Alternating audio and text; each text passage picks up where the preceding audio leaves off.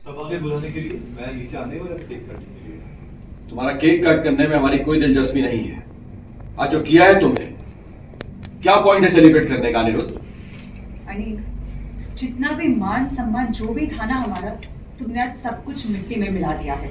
और ये तुमने आज नहीं किया, हर रोज थोड़ा थोड़ा करके हमारी सारी इज्जत खत्म कर दी तुमने। क्या यही सब सीखा पढ़ा कर तुम्हें बड़ा किया है हमने? मैंने तो सब कुछ एक्सप्लेन कर दिया, मेरे पास कहने के लिए कुछ नहीं है। हमारे पास है। अनी, तुम अर्शी के बारे में सोचते भी हो? उसकी फिक्र है तुम्हें? देर रात को तुम घर लौट रहे हो अनी, वो भी एक मेड के साथ, और जिससे तुम्हारी शादी होने वाली है 2 दिन बाद, उसके सामने सीना तान के ऐसे खड़े थे जैसे तुमने कुछ गलत ही नहीं किया। आपके मेड बुलाने से जनक मेड बन नहीं जाएगी। अच्छा, चलो थोड़ी देर के लिए मान लेते हैं कि वो मेड नहीं है, पर फिर भी तुम अर्शी की बहन के साथ लौटे। अगर वो मेड होती ना तो फिर भी तुम्हारी बात के पीछे लॉजिक होता नहीं, मगर तुम अर्शी की बहन के साथ थे।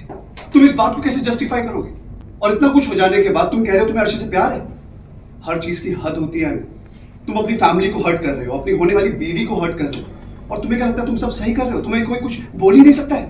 नहीं, बोल भी नहीं सकता। आप लोग इतना कुछ ऑलरेडी कहते तो है मुझे। अनिरुद्ध, हर बार सोचता हूं ये तमाशा अब खत्म होगा, अब खत्म होगा, अब खत्म होगा, लेकिन ये तमाशा खत्म होते लग नहीं रहा मुझे। आई वॉन्ट टू नो ये कब खत्म होगा। कहा ना मैंने कि 4 दिन में चली जाएगी। ऐसे नहीं जाएगी वो, ऐसे नहीं छोड़ेगी तुम्हें। इसके लिए पैसा लगेगा, मैं सब जानता हूं। हमारे बाप ने दुनिया देखी है, तजुर्बा है। 5 लाख रुपए उसके अकाउंट में जमा करता हूं, उसका मुंह बंद रहेगा ताकि वो हमें और तुम्हें आगे परेशान ना करे। बाबा प्लीज, किसी को बेइज्जत करने से सोल्यूशन ही नहीं करता, और किसी को इतना बेइज्जत मत कीजिए कि वो अपनी सेल्फ रेस्पेक्ट ही खो दे। बाबा प्लीज, आप ऐसा कुछ नहीं करेंगे, इनकी लिमिट क्रॉस करना आपको।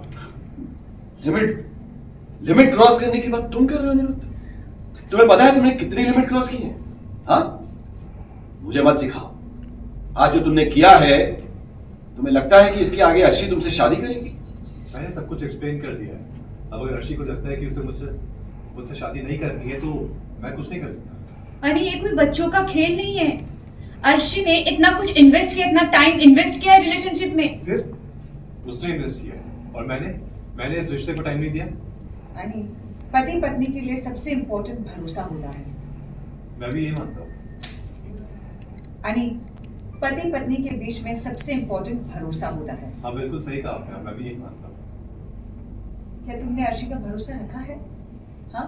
और यही सेम काम अगर अर्शी करती तो क्या तुम्हारे लिए एक्सेप्टेबल होता? तुम मुझसे कुछ नहीं बोलते, क्या करते तुम?